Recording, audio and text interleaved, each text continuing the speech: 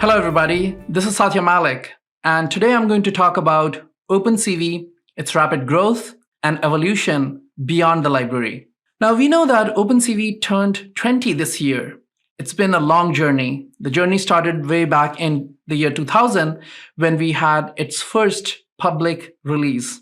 And then in 2005, it was part of Stanley, which was the first autonomous vehicle to complete the DARPA Grand Challenge. So it has its name in the history books. And since then, we have been developing the library with a lot of effort, a lot of team effort from various companies and individuals. And we have been releasing new versions every year or so. And in 2020, we will release OpenCV 5. So the library is grown quite a bit. It's very popular. It has 25K likes on GitHub. It has about 1 to 2 million downloads per week.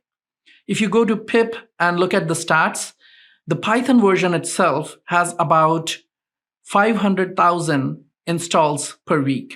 So based on that, we have estimated that total number of installs is somewhere between 1 to 2 million. 89% of the embedded vision engineers actually use OpenCV as their primary computer vision library. And it's a huge library with a collection of over 2,500 different algorithms. So it's a very useful library for the community. And we want to see how OpenCV is funded.